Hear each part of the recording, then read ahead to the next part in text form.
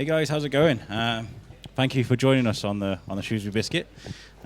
Today we're joined by Darren and Naomi. We're just a mess of wires. I mean, I'm just looking around; it's an absolute mess. Our equipment is kind of bodged together. Got like little bits of this and little bits of that. So I apologise for the mess along the table.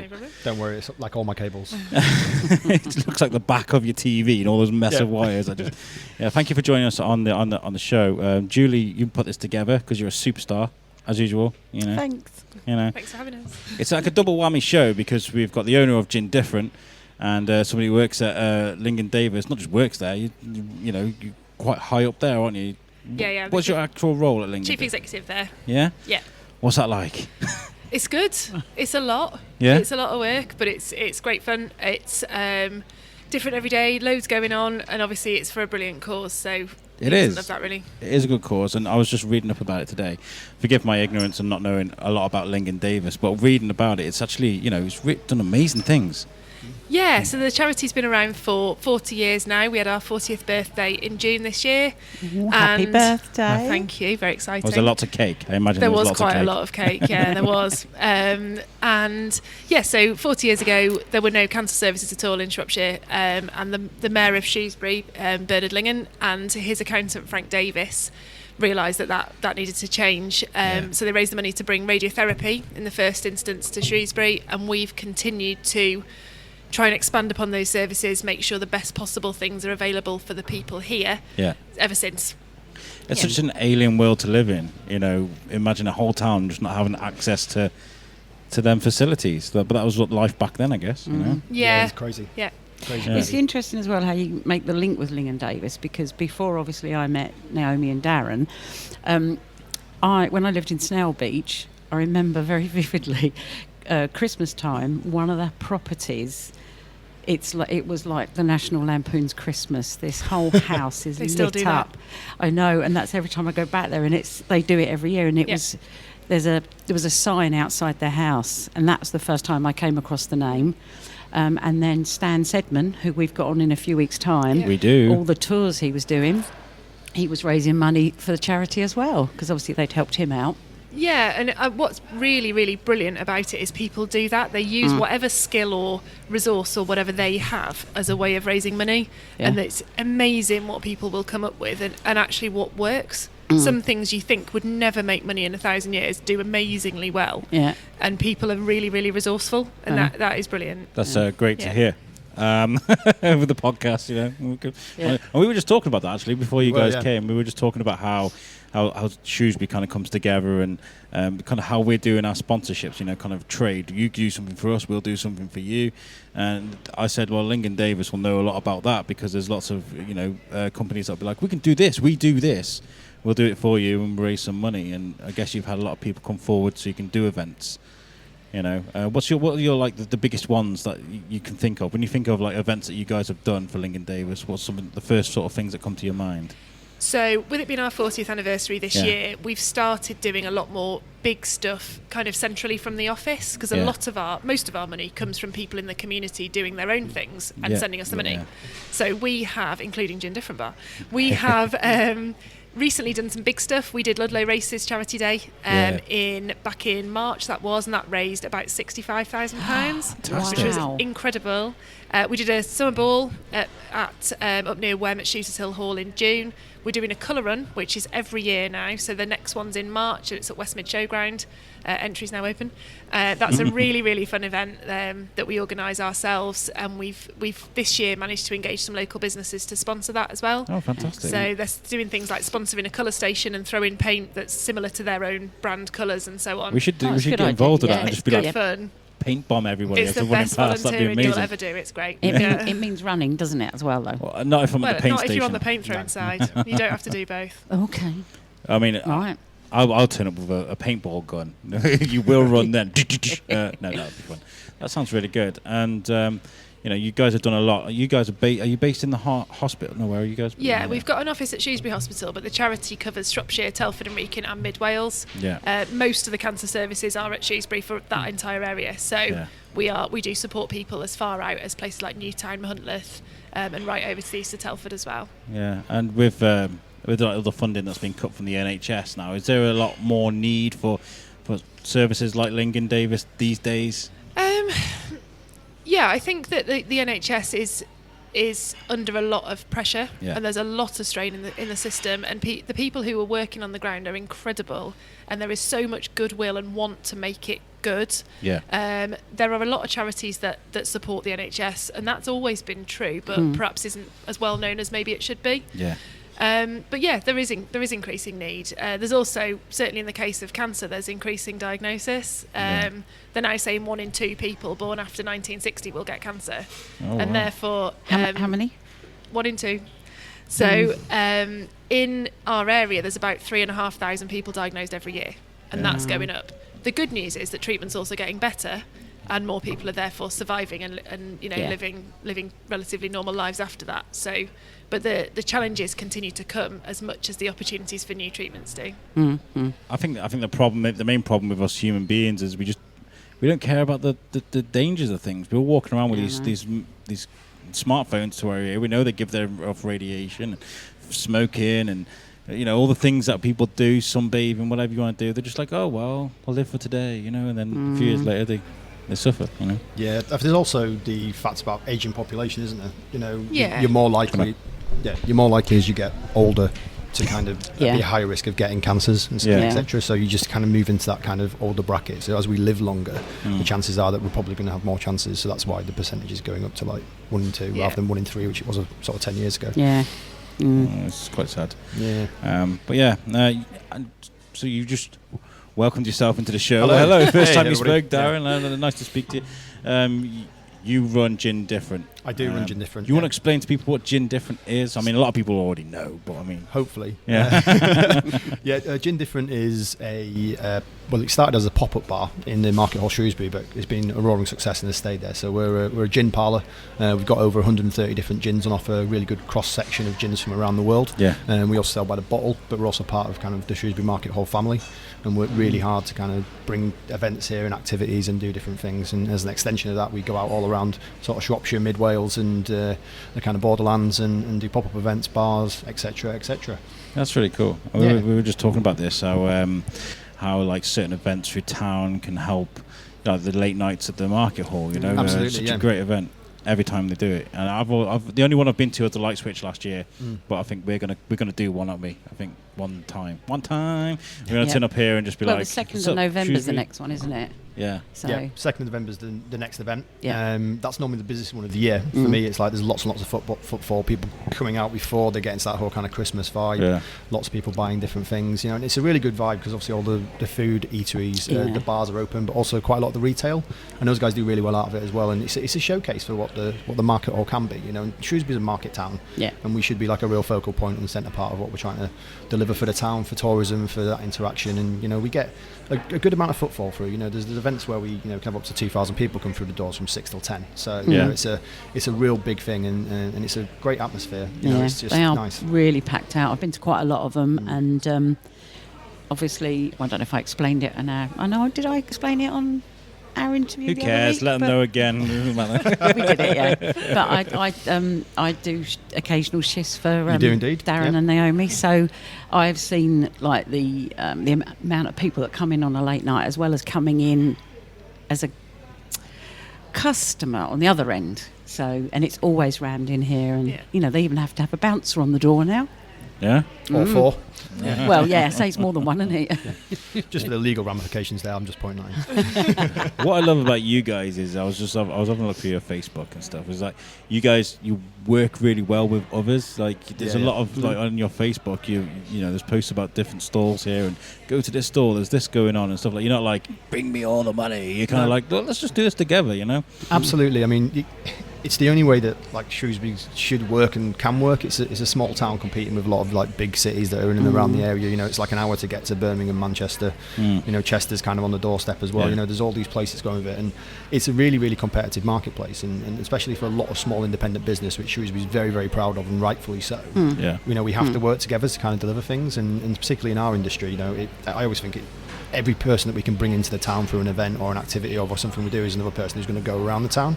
So it's a benefit for everybody, and that's why I collaborate with different bars, different events, different companies. I work with quite often do a lot of events with Tom from Paso Primero, who makes fantastic wine coming out of Spain, and we sell their products, but we collaborate with that in the same way we work with Iron and Rose, who provide all our products, and quite often everything we try to source locally for our produce, and also kind of keep it within the market so that people can see it firsthand and have it as a showcase, and then we can bring it back to, they can go around the shops and buy it for themselves and take it home. Which is exactly what I do. So when I came to one of the wine tasting evenings, because Darren does them as well, and part of the obviously you get a little bit of food. So there's this beautiful goat's cheese, which is just from down there. I can't remember the name of them. Cook and Carve. Yeah. So every time I come in here, that's where I go and get my goat's cheese from, but I can't remember the name of it.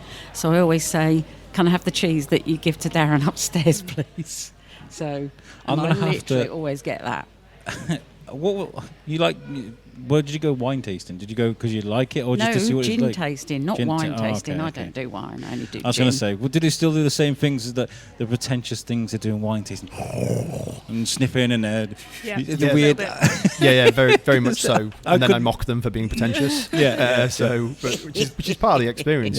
Tasting gin's kind of it's all very similar the way you taste things, but there's a slight difference with gin because it's neat alcohol, so you kind of get over 30%. If you just like take a shot back of it, all you're going to get is alcohol burn. So there's the same process in there. As you look at the clarity, look at the legs, which will run down the side of the glass. That shows how much alcohol's in there. So the slower they run, the more alcohol content's involved. You then take a smell of it, but if you put it right up to your nose, all you're going to get is alcohol burn. It's going to turn all your receptors off. So I quite often get people to reset those receptors by just tapping themselves on the nose. Yeah, that's really weird when you see everyone sitting around going like this. Which is how it works, and it resets those receptors so you can smell it and then get through it. And then when we get them to taste it. There's that other image of everybody sitting there. Yeah. And then I get them to waft underneath it, and then I give there is a lot of hand movements going on, isn't there? Yeah, to be honest with you, I do gesticulate quite a lot when it comes to the tastings, but it really is, and there's those kind of flavours. But gin's fantastic for that because unlike a lot of other spirits and wines that are all predominantly about taste and flavour, gin's very much about the use of the kind of aromatics and the flavours that are coming through there, which is why it's so diverse and why so many people are really into their gins now, because there's literally one out there for everybody. I mean, we're looking at sort of about 7,500 in production worldwide now, which is crazy. And I'd probably say now 7,500 and one. That's how quickly they're coming to marketplace. A distillery every week's opening in the UK. So I went to a gin class, like a history gin class that James Hitchin was doing at the Alb, part of the Darwin Festival last year, and I had no idea like the complexity of gin. It's a crazy thing. And going back to what you were saying about working together with others, you two guys, you kind of. You're almost like a Shrewsbury power couple, Shrewsbury's answer to a power couple because, Lingen Davies, you got these connections everywhere, people you work with, events you go to, things like that, and you're the same, it's kind of like how to work, So if anybody needs anything, you guys know where to go, We do. And it is handy, actually, having the two. I have to admit, I go to a lot of networking events, and as soon as I mention what Darren does, all my stuff goes totally out the window, and everyone wants to talk about gin, if I'm honest, which is probably not surprising, if a little bit of a shame. But it is handy that between us, we have got to know a lot of people, and actually... We haven't been in Shrewsbury all that long. I grew up here, but we were in Manchester for a long time, and we've only been back about 3 or 4 years. And actually, we have been embraced, I think, back into the community. It took a while, sort of work-wise, but actually, people are good, aren't they? And once they've had contact with you once, they are very supportive, and they'll use you again, and they'll sort of spread the word, both from the charity and the business perspective. Yeah, very much so. I think Shrewsbury's definitely a town that likes to get to know you before they, accept you, which is like a lot of small towns. I've worked in quite a few of them, and once they know that you're genuine and you're doing what you say you're going to do, and you're there to kind of support the town and not to take away from it. And you're going to stay. And you're going to stay. And I found that very much so with the podcast. I mean, like when we first started, people weren't like, "Oh yes, great, amazing." They were kind of like, "Huh." What's a podcast? What's this? Why do I need to download an app to listen to the radio? This is very hard. You know? There was a lot of curiosity about what we were doing, but now we seem to be getting embraced a lot more. People are like, oh, okay, not a bad idea, actually. You know. And it's very much the same, I guess, with the whole gin movement, because over the last couple of years, it's exploded, Absolutely. right? It's just blown up. Like, it's crazy. They keep predicting that it's going to drop down, but it doesn't have any sort of sights of doing that. It's in constant growth. It's worth. The last time they put out figures, it was worth about 5.6 billion to the UK economy. Oof. So that's the gin and gin kind of things associated to it. So tonic water is part of that, and all the little kits and things you get now. Absolutely, as well, isn't it? There's a whole kind of package that retail Christmas baubles that have got gin in them. And it's constantly developing and changing. Really? Pickering's launched it, and about 25 other companies have just going to do it this year for Christmas, and you can literally get 6 baubles to hang on your tree, and obviously on Christmas morning, have some gin. So because we all need it on Christmas morning after the Christmas Eve hangover. So, but it's a massive, still a growth market. There's a lot of people saying that other products are going to start to come into that, but they're not even touching the sides. Like, people keep talking about rum. Rum's going to be big, but it's only just gone through, but worth about £1 billion to the economy. So even if gin just levels out, it's still going to be fundamentally like huge, and it's not going to drop off. I think it will just start to level out a little bit, but there's new innovations coming constantly. Things are doing it. There's loads of different ways of doing it, and it's a quick, easy, like short. A lot of celebrities getting in on there. Absolutely, as well, Peaky Blinders has helped, which links into quite a lot of the kind of gin movement, and also how the dark history of gin as well, because it was very often used to make a lot of criminals very, very rich, both on this side of the Atlantic and the other. Did you see that post, by the way, I put on the Shrewsbury Biscuit the other day? It was Peaky Blinders whiskey or something, and if you buy 2 bottles, you get a free flat cap. And I was like, hey, up Shane. He always wears his flat cap, You've got that. One of the things I've noticed, and this is probably because obviously I'm getting really excited about going away to America. Oh, here we go again. No, but I've been trying to find out, because obviously what I don't want to do is buy some gin on the plane and take it in, because I think customs over there, I understand, are very strict about certainly liquor going in. But it doesn't seem to be very big out there. It is big, but it's not big in the same way as it is here, because obviously we drink a lot of gin in gin and tonics, and gin and tonic is considered a cocktail over there. It's not really a major drink for them, so they will use a lot of their gin derivatives into cocktails and things like that. Also, the spirit market in America is nowhere near as big as like the beer market or the wine market and things like that, because it's seen as hard liquor. And if you think back to the 60s and Mad Men, he'd been making a martini when you get home and those kind of things. That's kind of what it sits with. So isn't there? But there's a real growth market starting to happen. So there's a lot of small batch distilleries that are kind of bringing together some really, really interesting gins, particularly on the East Coast, very, very popular. So Chicago, New York, particularly doing quite a lot of stuff, interesting things where they're putting different kind of flavours and gins together and actually doing really cool stuff. So they're making like ryes and bourbons and those kind of things, and they're taking gin and putting it through putting it in a bourbon barrel or putting it in a rye barrel, or they're actually taking a rye that's been in a barrel for maybe 6 months and then running it through a juniper distillation and turning it into gin, like they're doing at New York Distillery with a gin they call Chief Gowanus, who's named after the chief that first met the guys coming in off the boat from Amsterdam. So, wow. Well, I'll keep an eye out then, I think, when I'm touring liquor around, stores. see if I can find anything. It's all about liquor stores. Have you tried your own bit of brewing? Distilling. No, I haven't, because that would be very, very illegal. You're not allowed to No, HMRC have very, very strict regulations on distilling the alcohol, because obviously when you make a first distillation of any kind of neutral spirit, you're pushing out to sort of the 98% volt marks, and it's extremely flammable and combustible. So they don't really want you doing it without them knowing what you're doing with it, particularly when you're laying down things like whiskey or stuff like that in a barrel.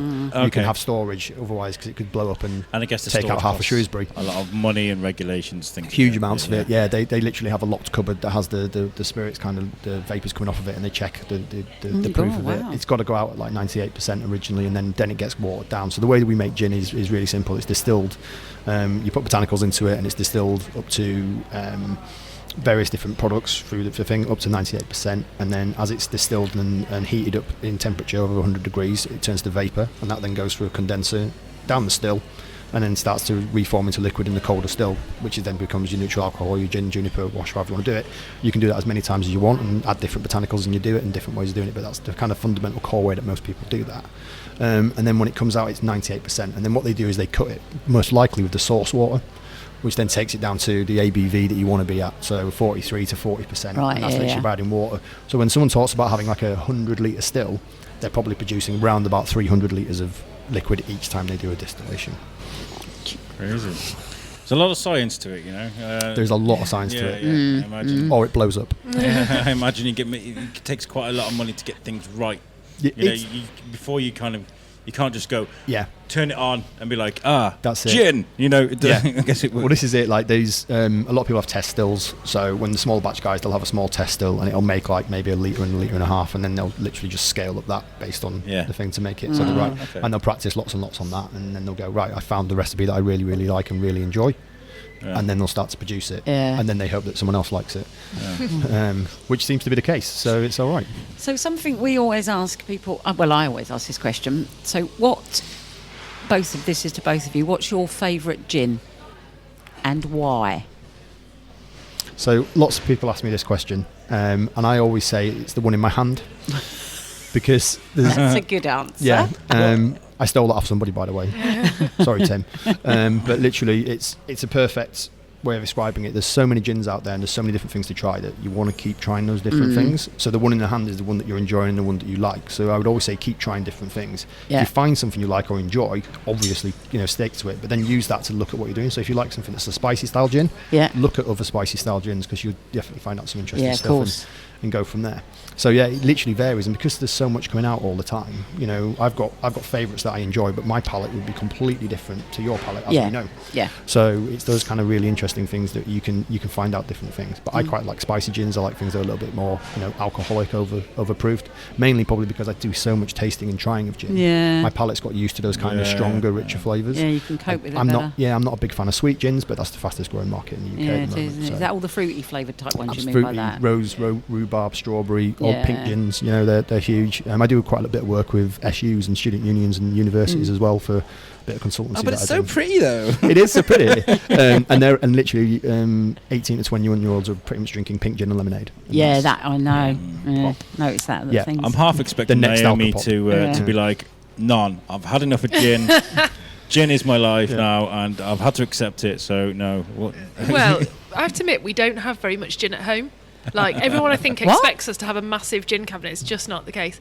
I think I do have some favourites. Again, I wouldn't say I have something that's specific every time. I really like citrus things, so I don't really have much of a sweet tooth either, but we have some amazing... There's an Italian gin called Malfi, which has a pink grapefruit version, which is amazing. There's a great London Dry King of Soho, which is quite citrusy. That's nice. Actually, local stuff, Henstones in Ozer Street make a great just London Dry gin, and that's delicious. That's got a nice citrusy kick to it. So there's loads of good ones. Oh, wow. Yeah. Going to get done out of a job here, aren't I? But you do a lot. You do a lot of festivals, don't you? So there's a big one coming up, isn't there? Yep, there is a very big one coming up. So in 2 weeks' time, Oktoberfest in Shrewsbury Quarry. So we'll be there doing the gin bar, peddling lots of local gins and some interesting stuff from around the world. And we're also putting out a Bavarian beer bar this year as well, which we're working with Beth to collaborate on and deliver that. So yeah, watch out for everyone in Lederhosen's. So that's why you need to not come along on work business and come along just to drink. Yeah, well, I'm speaking to Beth at the moment. We're trying to organise some sort of a way of us to work together, so I can be like, here's my diary, put some events into it, so we can work. And I am going to go to Oktoberfest, but it's too late for us. Oh, it's just too late for us to cover it on the biscuit. So yeah, I'm going to go as a customer and. What a shame. I'll wear the t-shirt and I'll bring my microphone. Because, absolutely. You never know when there's a good interview. So if you do see me about in the Oktoberfest, just come say hello, and I'll come find you. Absolutely. I'm like, how's it going? You'll be like, leave me alone, I'm busy. I'll be sweaty. It's going very sweaty. Yeah. I remember the last time I went to the beer festival, and oh my god, trying to get a pint is just a nightmare. So you end up buying 2 or 3 at a time. I've got another question I've always wanted to ask you. I don't know why I've never asked this actually. The name. Where did you get the name from? How did you come up with the name? Or is that a trade secret? I just put a G in front of indifferent. No, I'm messing with you. Yeah. I'm thinking, right, why indifferent then? Yeah, well, this is it. I mean, it's a bit of a play on words, isn't it? So GinDifferent is, when we first opened, which would have been nearly 2.5 years ago now. So it wasn't this huge marketplace that it was. It was growing, but it certainly wasn't in Shropshire. There was a few places that had a nice selection of gins, but nobody was kind of looking at it as a category and serving it as a drink, to get the best out of it. So, what we wanted to do was showcase some of the different styles of gin, some of the different types of gin that you can get. So it was very easy to do gin different. It then just happened that it's also indifferent with a G in front of it. So if you're indifferent to gin, I can make you, not so much. Okay, got ya. Because I say quite often we I don't want to say I'm a conversion therapist because there's bad connotations to that. But I would say quite often there's a lot of people who come in and go, I don't like gin. And we go, I think I can find something for you. Yeah. And by the time they left, they'd taken a bottle home with them. So there's that real difference about kind of thing. And that's great because, if they say they don't like whiskey, I'm probably never going to be able to convert them. Yeah. But with gin, I can just go, what kind of flavours do you like? And then we just start a journey. And that's one of the things we do is, we spend time with our customers, we talk to them, we take them on that little bit of journey and give them that little bit of extra so they know what they're getting. And same when we're serving food and anything like that. For me, it's about the customer experience. Yeah. I've worked in hospitality for 20 years. Loads of different roles from glass collector all the way up to operating large scale venues, and for me one of the things that always gets forgotten is that the customer's the key person, and it's a really, really important part of it, and they're the ones that are going to go out there and tell your story. And it's really, really important to get them on board with what you're doing. So by selling them an idea and telling them your passion and the things that you care about is a way of doing it. It's also one of the reasons why Julie works for me, because I know she's passionate about gin. So you'd have to convert me, I think, because I've had about 2 glasses of gin in my life. You've got to, honestly, because I think back when I was like 17, 18, many long time ago, gin, I think it was like, oh thanks, gin was something you did, but it had that connotation of, I think there was probably just your basic Gordons, even probably not even back then, but there would have been, and Beefeater, and it was obviously Mother's Ruin, and it wasn't a good thing to have. And then I then didn't touch it for like 20 or 30 odd years. But now trying to convince other people, so there will be somebody coming to try at yours. So there's a new challenge thing going around on Facebook, 100 days of, what is it, mind bending. Siobhan started it, Siobhan and Matthew. So you've got a girl called Jill. She's like, I hate gin, but I'm going to try this. One of her challenges for the day is, so she bought a can of pink gin. It's like, okay, if you're going to do gin, don't do it out of a can. No. But she tried it, and because it was pink and it was fizzy, she was actually quite nice. And she literally put up on Facebook last night, maybe I need a visit to GinDifferent now, don't I, Julie? And I said, yes, you do. Absolutely. More the merrier. So, hopefully, Yeah, well, I mean, and this was the thing, is that back in the day, up until round about 2007 when some legislation changed, and 2011 when it actually came into effect, that for about 250 years we had a thing called the Gin Act that was still in thing, and it meant that you could only distill huge volumes of gin. So you're talking 3,000 litres at a time. Obviously that would then be cut down to being nearly 8,000 litres, which obviously that still process is huge. It'd take up a large proportion of the market hall top floor.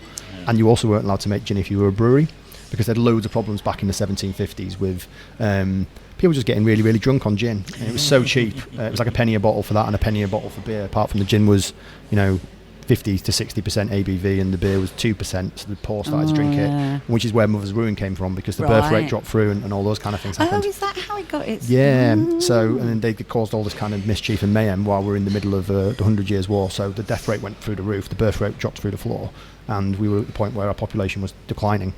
So they had to do something about it, so they introduced the Gin Acts, and they literally stayed in legislation from sort of 1756, 57ish until pretty much 2011, which is when why do you think it was left so long? Was it one of those things where like, has anybody looked at the gin laws lately? And they've gone, well, I mean, I think a lot of the alcohol laws got looked at when we made the legislation changes with the Licensing Act, and a lot of things got looked at, and they tried to open it up a bit more, make it a bit more thing for business. But fundamentally, it stayed that way because people weren't paying attention to it. There wasn't a lot of people trying to do these interesting little things, and also whiskey kind of gets their own way on quite a lot of stuff, particularly Scottish whiskey. So they were locking it down and making sure that people weren't going to be able to make small batch whiskies and compete with them. So all this happened, but basically what happened was Sip Smiths, London, they wanted to open the first distillery in London for nearly 150 years, and they wanted to do a little small 300 litre still, and they started lobbying the government. And then Adams the brewer,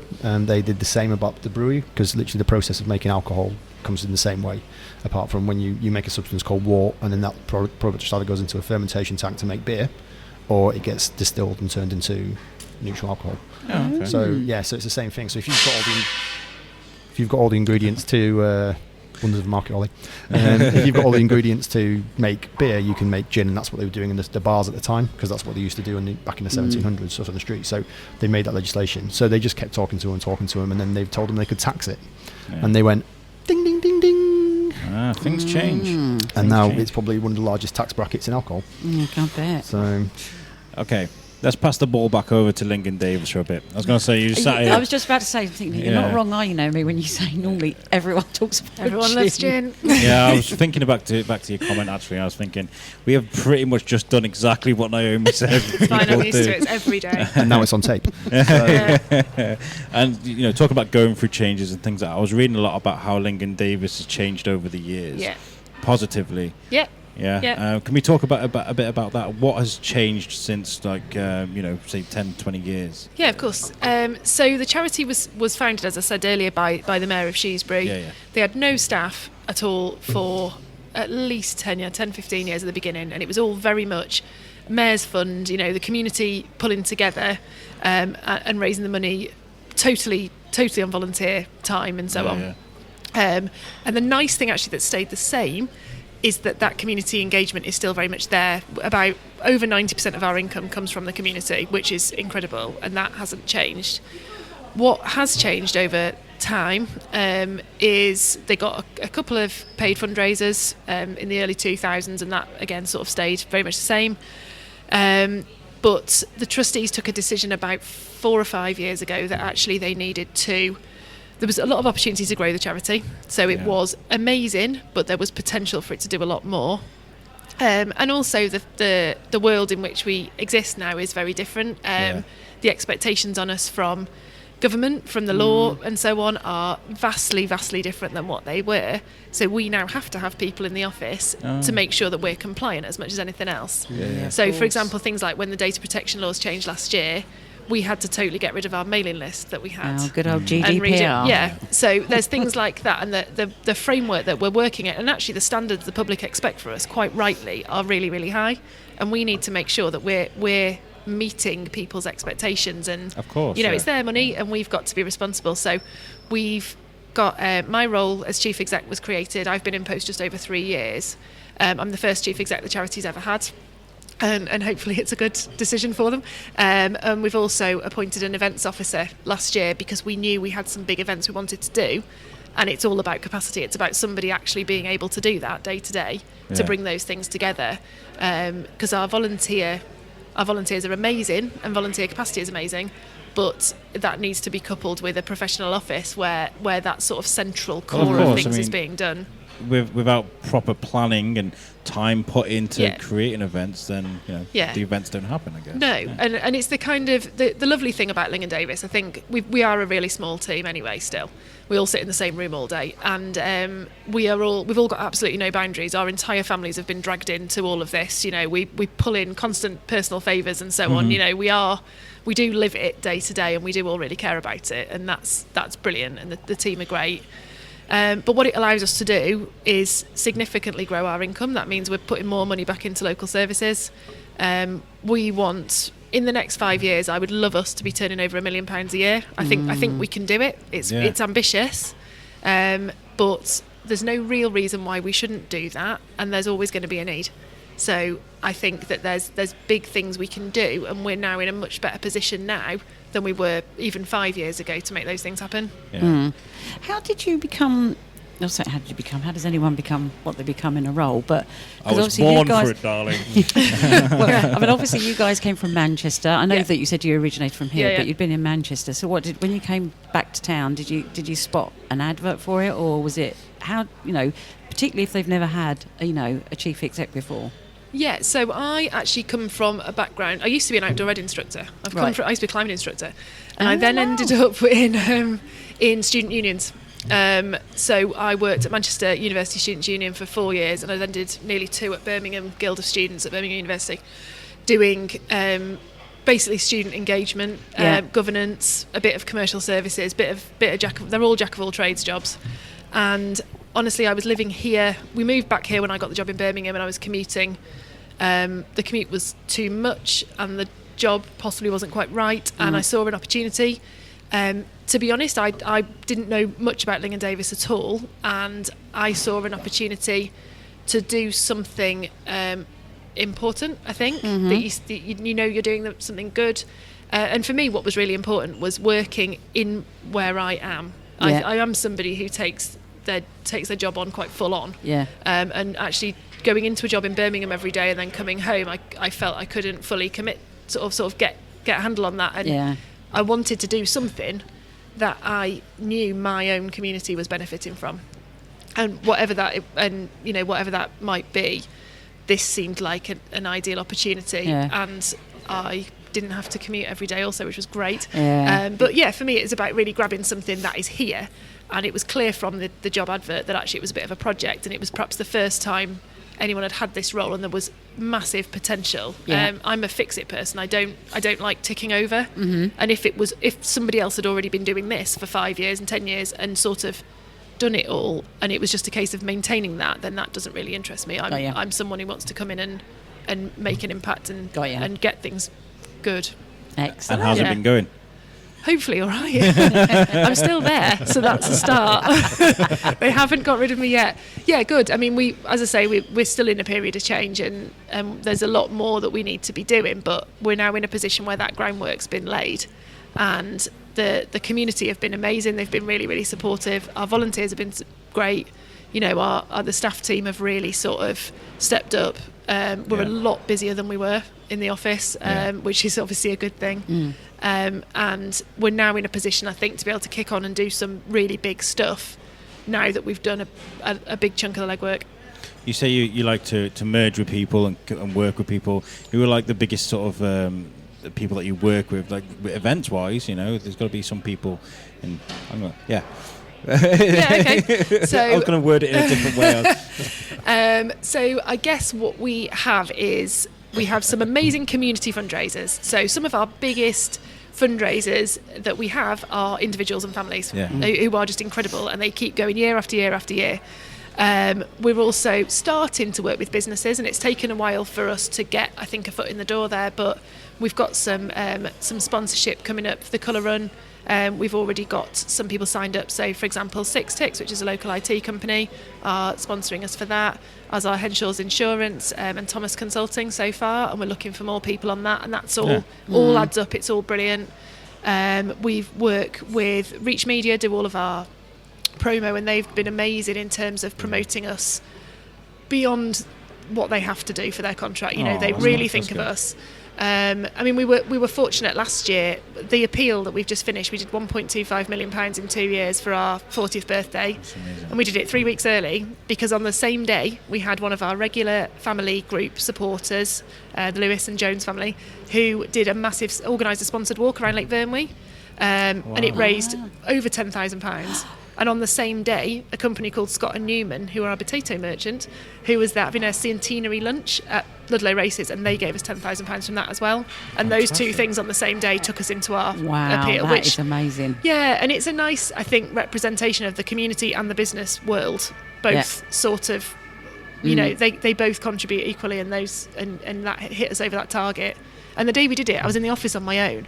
So I had to make a video about how excited I was because there was no one there. Someone to celebrate with. And I don't like being on my own. I was really excited, and I was sat there all day by myself. Sat with a noisemaker. Yeah, essentially that's what I was doing. So I made a video and put it on Facebook about how excited I was. But yeah, it's people are great. It's good. I think events is where it's at. I mean, is that what you found? Yeah. It's got to be. I mean, we could do like a Lingen Davies like Live Aid type thing, you know. That would be amazing. That'd be good. That would be amazing. Yeah, the events is great, and it's a way of the public hearing about the charity in a fun way, doing something they actually want to do, rather than us talking to them about cancer, which they don't necessarily always want to do. I mean, we do things like we offer to businesses. We can come in and talk about things like symptom awareness and being, times when you really need to go to the doctor and raise that awareness of, please don't ignore certain things. So we offer that as a service as well, which goes down really well. But actually, the big stuff, things like the Colour Run, for example, people want to do a Colour Run just for its own sake. And the fact that it raises us money is a bonus. And it just gets our name in front of more and more people. Yeah. So what's the date of the Colour Run again? It's March 30th next year. March 30th, okay. We'll put that Saturday in our diary. Morning, 11 o'clock Saturday morning on the Westmid Showground. Excellent, no matter what the weather. no matter what the weather, within reason. No, well, yeah, obviously, yeah. Yeah, because I suppose it's not a colour mud run, is it? It's not, just Last year we were very fortunate. It was a bit windy, but it was dry. And we've rerouted slightly because last year some swans tried to get involved at one point. Nice. But I don't think they'd have gone down being well coloured. We've rerouted slightly to avoid that this time. What was the date again? The 30th. The 30th. March. Nice. 2020, Westmid Showground. Yeah. I'll be running it. Yeah, Darren's Are you actually going to run it as well? I'm going to be running it. So, yeah, it's... is it how much is it to enter? It's 20... Oh, sorry, it's not the 30th of March, it's the 28th. Sorry, 30th was last year. Okay. Apologies, it's the 28th of March. 28th of March. Sorry, I've got the 30th in my head. It's £20 for adults and £7 for children. Excellent. Good. And you get a T-shirt so you don't get your own clothes dirty, and a pair of sunglasses and a medal at the end. And it's just a good fun day out. Brilliant. I'm going to try and find a way to get us microphones there so we can just that would be great. You'd be really welcome. Absolutely. Like the aerobics instructors use those ones as you go along, so like you can Mr. still Motor be running. We had somebody doing a cha-cha slide warm-up with one of those last year. Oh, really? Yeah. That's right. So we've definitely got to do it. It's all good fun. Yeah. Oh, right, okay. So we've got a need for a party and a guy who knows how to throw a party with the... Absolutely. Yeah, power it's couple, handy connections. The Shrewsbury's David and Victoria. That's what we can say. So what events have you guys got, apart from... you got Oktoberfest, you were just talking about different events like... Yeah, we've got Oktoberfest, but it's getting to the end of the kind of silly season, as we call it now in the summer, where we've had lots of events. So we've build up to Christmas. That's it. I mean, we're involved in the food festival. We've been involved in Ludlow Spring Festival. We're involved in the Wacky Races event that went on in the quarry earlier in May, which was incredible. You know, it's just one of those unbelievable days where I'm so good we missed the Wacky Races. I'm telling you, there was 15,000 people in that field, and it was great. But then so now this time of year we're kind of looking at more kind of doing tastings, and there's corporate events that we're getting involved in the run up to Christmas, and we also sell like quite a lot of retail and do gifts and things like that, so it's kind of building all those kind of side of things up, and it becomes a bit more kind of market hall centric. And then we do kind of a lot of stuff around Shrewsbury and stuff like that, so we run a regular tasting on the last Friday of every month in the market hall, where we do literally a different kind of category of gin or a story or something like that. So the next one's on the 28th, and that's going to be a history gin. My idea I had for the market hall, I thought it was quite a clever idea, was say there's like a centralised food point where someone can pay £10 to pick up a bowl, and with that bowl you can go to all the different food stalls in the market and just take a little bit from all the, you know what I mean, like still £10 for like a box, and you can get something from the the curry places, and so you can just go around and fill up this box of food, and then that money gets split out between the shops. I thought it was a really good idea. It's one of those interesting ones because we're about collaboration and trying to do things like that, and something like that I reckon would work quite well on maybe one of the late nights or something, and to try it where you can kind of go around with it. But the other thing is that we're all independent businesses as well. It's hard, and we're literally, there's nearly 60 businesses in here, all with their own different kind of offerings, their own different understandings of how they want to deliver their operations, stuff like that. And I think the hardest thing we find quite often is to try and get consensus, and I think that's the same with a lot of spaces that are kind of like communal. Like we used to work in student unions, as Naomi said, and trying to gain a consensus between 400 societies, all of different ideas and things like that, and a democratic process, which is the entire point of the student union, kind of gets those kind of things in. So I found it was quite good practice for this place, to try and get those kind of vibes through. But there's lots of good ideas going all the time, and we're talking about doing hampers for Christmas where you collaborate with different people and put stuff like that. That's a good idea. And it's an easy one, and that's something that can be just three sets of hampers, and it gets you something nice to go with it. But it's like anything, it's trying to get those things together and put together and focus, particularly at a really busy time of year. Well, I didn't realise there were 60 businesses in here. Yeah, there's 45 units around the outside and the top. Because you count the outside, don't they? Yeah. Well, 4 pages in this book. 4 pages. And then obviously all the independent stuff. So and then the barrows. There's at least 25 in the middle with the barrows. And of course. You don't think of it like that. Yeah. So it's a big one. And then there's obviously casual businesses that only come in maybe one day a week. So there's like the WI come in and sell jams on a Saturday till 1 o'clock. I love the WI. And there's other places like that only do Tuesday or Wednesday, because they then go to the county markets that go all around town on a Friday and Saturday. So there's varying different things. So you can have the same pitch can be 3 people can be in it over the course of a week. And that's the great thing about the market hall, is that it's a diverse and, different place, and there's a lot of businesses that have done really well here, and then they've moved and grown and gone on to something else. And it works for me as a central hub for our pop-up business, and as almost like a working hub, so people can see what we're doing. What's Christmas like for you guys? Is there a lot of demand for Christmas for gin, or is it? Yeah, it varies. I can't believe you just asked that question, Alex. Yeah, I know, but gin for me is like, I picture gin and I got the glass and the sunshine and it just seems like a summery drink. Well, this is it, but it is, but there's still a lot of people that drink it, and there's certain types of gin that are designed really for winter. So like the things that have got a higher ABV or are more spicy, they're designed to kind of be drunk or mixed over ice, or drunk with a kind of more aromatic flavour. And gin's in fashion and in season all year round. So. And we do a lot of retail sales at Christmas. We have a nice good uplift running into those kind of Christmas 10 days beforehand, but it's a real kind of mixed bag. You can't really look at the like-for-like sales, because when the days fall, it makes a big difference. The biggest thing, and the thing I find most amusing, is pretty much that the day before Christmas Eve and Christmas Eve is lots and lots of men running around desperately trying to find a pink gin to buy for their wives because they've not sorted out the Christmas presents yet. So there's always a kid in tow. You can see them coming. A kid in tow looking for pink gin with a bouquet of flowers and some chocolates. Do that desperate trot that they do on the floor. And he's just like, I've got £42 to spend, what can I get? It's like, well, funnily enough, quite a bit. What about Lingen Davies at Christmas? I mean, Christmas is quite a hard time for anybody to be dealing with sort of cancer, things like that. Yeah. Is this something that you guys do to try and help that time of year? Well, we do a lot of. We don't do a lot of service delivery ourselves, but we do signpost people to. There's a lot of local support groups and so on if they are going through cancer themselves. We actually find, in terms of people supporting the charity, actually people are really generous at Christmas. We took delivery of our Christmas cards on Tuesday. I saw them online. Yeah. Yeah. What, already? Oh, they were supposed to come in August, and it's been a bit delayed. We've already sold. By this time last year, we'd sold £500 worth of cards. People are very keen. There's currently something like 40,000 packs of individual Christmas cards in my office because we haven't got a storage unit. So need to try and get rid of some of those. But yeah, Christmas for us is, it is tough, and you do get a lot of people who are perhaps more profoundly affected either by what they're going through now or if they've lost someone in particular. So we do have a lot of those conversations with people, and we can signpost into support services for those people if they need it. And as I say, though, on the flip side of that, people are probably more inclined to support us, and they're very generous, and people are nice at Christmas. And I've got to say, like, if you do want to get some of those Christmas cards, check out the Lingen Davies website, because there's the shop button there and you can see all the Christmas cards. Thank you. Buy them. Yeah, they're quite cool. And if anybody's got any ideas for Lingen Davies, you encourage people just to drop an email, or Yeah, absolutely. If somebody wants to do fundraising, there's all sorts of information on the website about the kind of things you can do. There is a form on there for people if they want to set up their own event, so they can tell us about it. There's a contact form on there, and we can provide, if you want banners or buckets or someone printing some posters or that sort of thing, we can do some sort of admin support. Or if anybody wants to volunteer, we're actually looking for a few volunteers actually in the run up to Christmas, because we've got some Christmas card stalls and little pop-up shops running, and a few little events that we could do with some help with. So if anybody's just got a few hours to spare, we're very much interested in hearing that at the moment.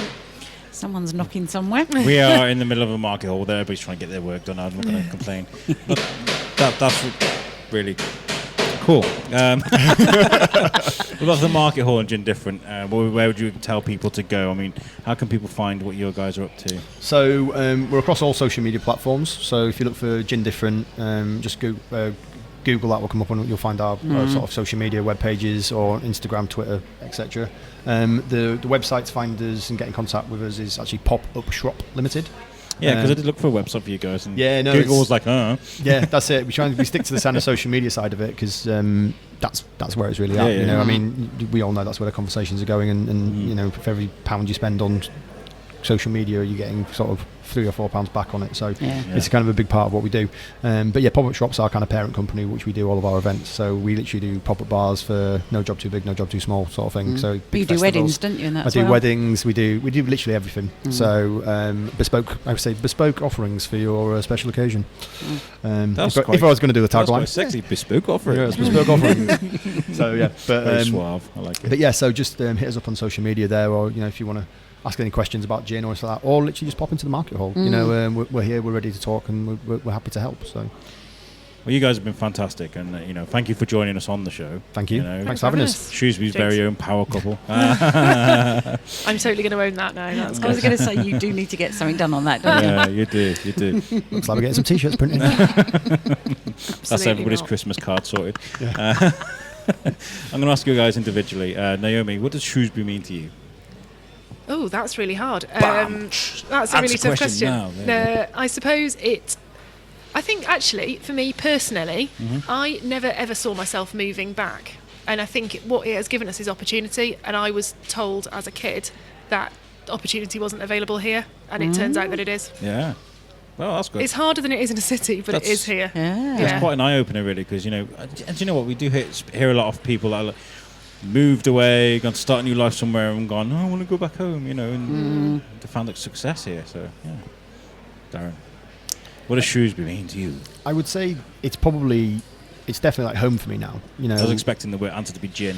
Yeah. I mean, you could everywhere. You could stick to that, but I can get gin anywhere. Yeah. But yeah, no, it's definitely more like home, and I think it's formed a real community for me. I've always worked in like large scale, big operations, and it's given me the opportunity to kind of come out and do something for myself, and that's something I've always wanted to do. So without being able to come here and the opportunities the market hall's given me, and the town itself, and how they've embraced me as from someone who's from outside, I don't think we would have been as successful as we had and been able to build the kind of partnerships and collaborations. So it's been emotional. That's nice, and you both mentioned opportunity, and there is opportunity here.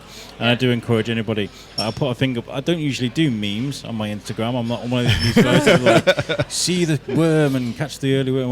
These meme things. But I did see one earlier yesterday. It was like basically saying you don't need permission. You don't stop waiting for permission. If you want to do something, do it. And you guys have proved that you can just go out there and now you're doing what you're doing, and you're doing what you're doing, and you're both doing quite well. Power couple, baby. Julie, you got anything to add? No, don't think so. No, this was one interview I was looking forward to. So, and I know probably it's a bit weird, isn't it? Because it's the dichotomy, isn't it, of like obviously illness, but then the fun of gin. Yeah. So, but actually, it's the concept of from what you've both just said. It's about community. Yeah. That's ultimately what it's all coming back down to. It's community. It's Shrewsbury, Shropshire based, but Shrewsbury based. So, you've created the town's now power couple. I coined it first. People remember that. Yeah. And I've got to say, like I did mention a lot about you having a need for party, and I know like there is a lot of sadness that is attached to cancer and what people need Lingen Davies for. Yeah. But I think it's a great way to celebrate people coming together to help one another. Absolutely. And that's the message I'm trying to get through. Is that if we can all do that, then that's absolutely. And it's a fantastic charity. I mean, I obviously see it every day. We're living with Naomi, but it's one of those things where that every single thing that they do is going back into this community. Yeah. And we're a rural community. And it's really, really important that without them, we wouldn't have any cancer services. Yeah. So it's nice to see something that's so long-standing. 1979. Absolutely. Like somebody's gone, let's do this, and people gone, okay. Yeah. It's still doing it. Yeah. It's still here. So. Well done to Bernard Lingen and Frank Davis. Absolutely. Cheers, guys. Well, thank you very much for joining us on the show. Thank you. You can catch us next week when we are talking to... we're going to be speaking to John Wagner. Do you know who John Wagner is? No, I don't. He invented Judge Dredd, where he created Judge Dredd, and we're going to be speaking to him. Cool. Okay, I used to read that all the time, so I should know that. Yeah, I was a big 2000 AD reader. Shrewsbury. I've still got some of the magazines. We're very lucky to have a few celebrities live around the town, and one of them is John Wagner, and I'm going to be speaking to him tomorrow for next week's show. So, amazing. So, thank you very much, guys, cool. and catch us next week. All right, peace out.